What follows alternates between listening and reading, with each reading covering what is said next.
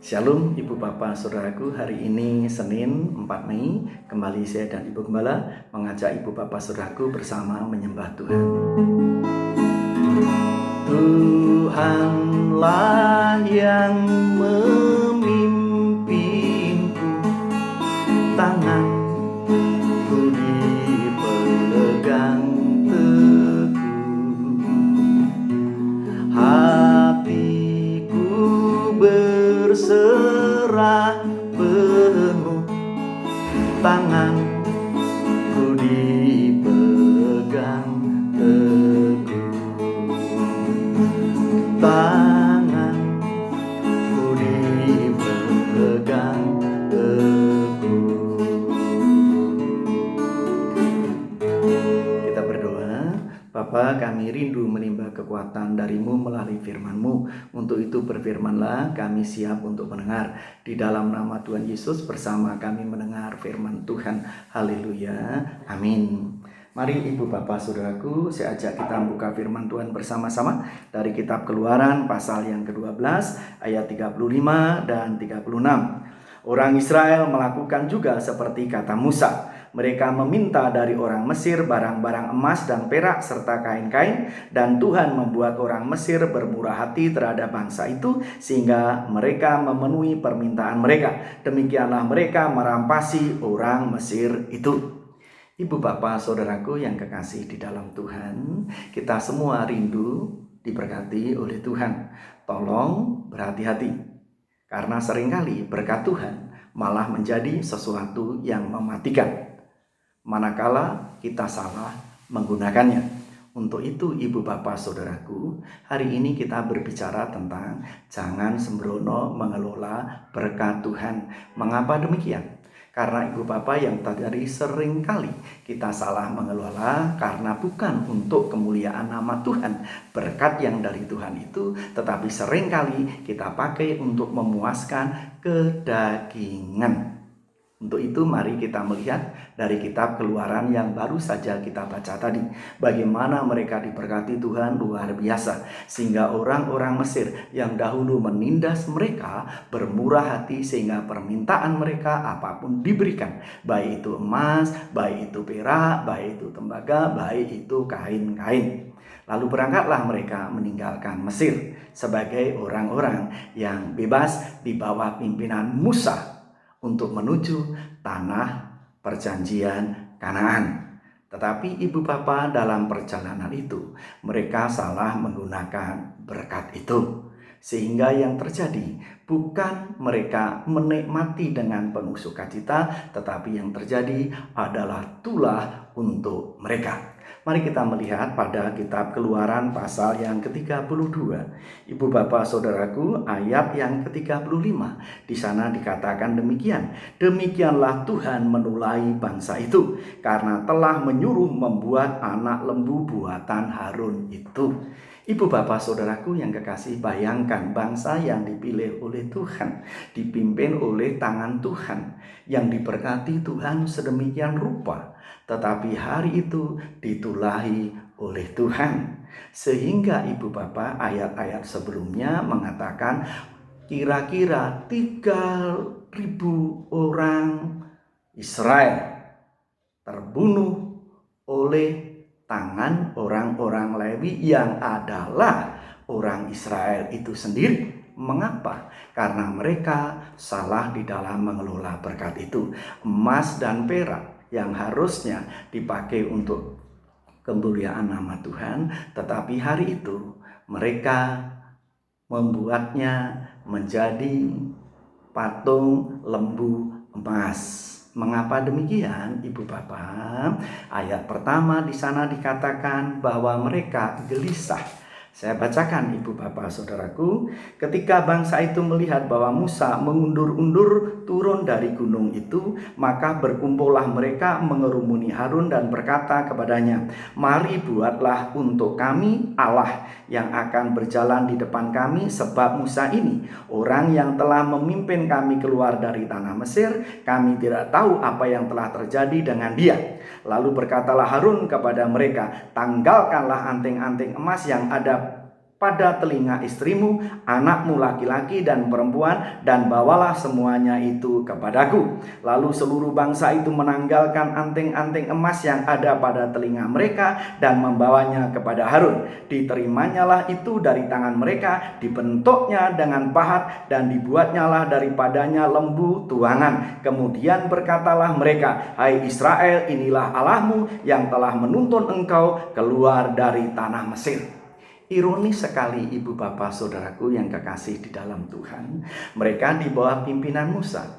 Sedang kemana Musa? Sedang menghadap Tuhan. Sebagai hambanya rindu bertemu dengan Tuhan karena memang Tuhan memanggilnya untuk naik ke Gunung Sinai. Karena Tuhan mau memberikan sesuatu yang sangat penting yang akan membedakan bangsa itu dengan bangsa-bangsa yang lain. Yakni dengan hukum-hukum Tuhan. Di mana Tuhan menjadi Allah mereka dan mereka menjadi bangsa pilihan Tuhan yang akan dipimpin langsung oleh Tuhan melalui hukum-hukum Tuhan.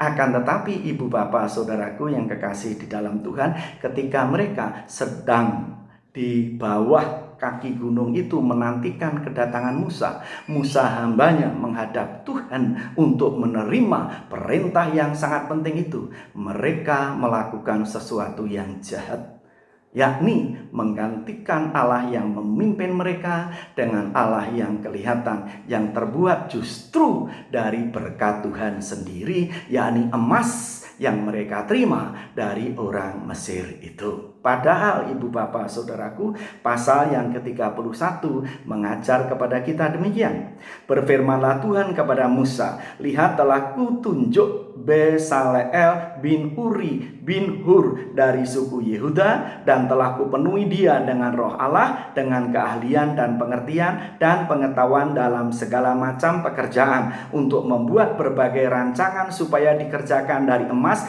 perak dan tembaga, untuk mengasah batu permata supaya ditatah, untuk mengukir kayu dan untuk bekerja dalam segala macam pekerjaan.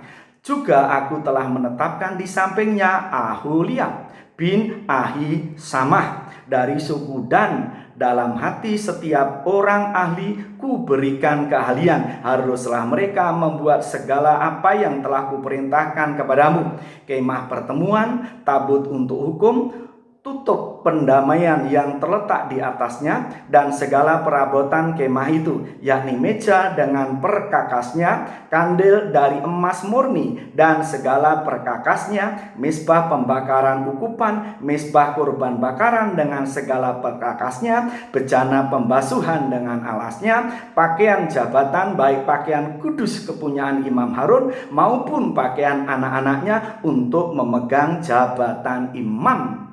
Allah menghendaki ibu bapak berkat yang mereka terima, emas itu yang nanti akan dipakai untuk kemuliaan nama Tuhan, baik seperti yang telah terbacakan dalam firman Tuhan tadi.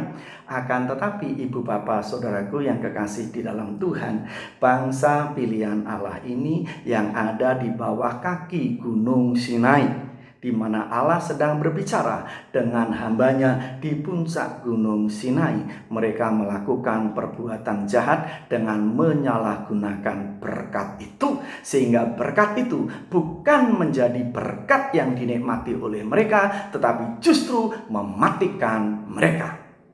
Oleh sebab itu ibu bapak saudaraku, mari kita belajar berhati-hati mengelola berkat Tuhan.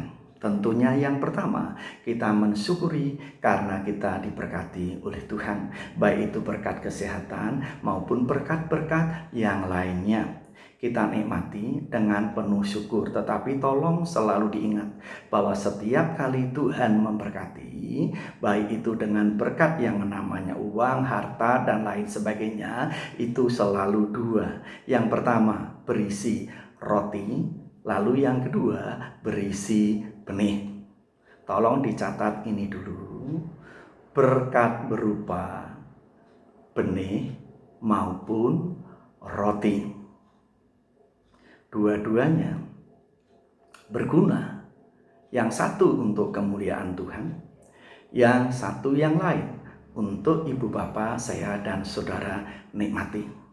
Itu nanti kita akan bicarakan pada hari besok. Tetapi hari ini kita mau menyadari dulu pentingnya ibu bapak saudaraku mengerti bahwa kalau kita tidak berhati-hati mengelola berkat, berkat itu justru akan mematikan ibu bapak saya dan saudara.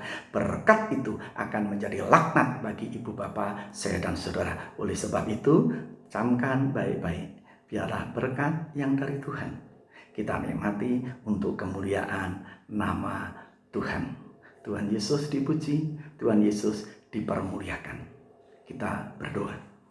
Bapa, kami bersyukur karena Bapa baik yang hari ini mengajar kepada kami bagaimana berkat yang harusnya dinikmati, tetapi justru malah menjadi sesuatu yang mematikan mereka. Oleh sebab itu, ajar kepada kami untuk kami mengerti betapa pentingnya untuk mengelola berkat dengan rasa syukur dan takut akan Tuhan.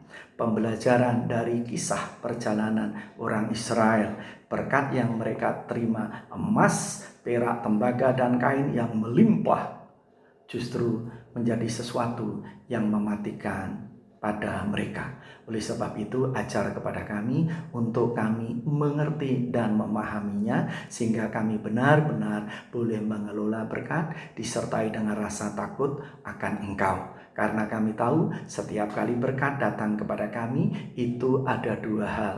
Baik itu roti untuk kami makan, benih yang harusnya bagi hormat dan kemuliaan nama Tuhan, justru untuk kebaikan kami lagi. Biarlah sekali lagi kami mengerti. Sekarang kami bersiap memasuki hari ini dalam berkat dan pimpinan Tuhan. Biarlah Tuhan memberkati kami, apapun juga yang kerjakan dari rumah, baik itu belajar bersama di rumah, bekerja dari rumah, beribadah dari rumah, semua mengerucut untuk kemuliaan nama-Mu. Terpuji nama-Mu Bapa, di dalam nama Tuhan Yesus kami memohonkan berkat untuk bangsa dan negara kami. Peristiwa kota kami tercinta Tasikmalaya, Ciamis, Garut diberkatilah oleh Tuhan, yang pada hari Rabu nanti tanggal 6 akan melaksanakan PSBB. Biarlah Tuhan berkenan memberkati, sehingga kami boleh mendisiplin diri untuk mempercepat putusnya mata rantai virus corona ini, sehingga kami secepatnya juga boleh kembali kepada kehidupan normal, sehingga mempermuliakan nama Tuhan dalam nama Tuhan Yesus. Haleluya. Amin.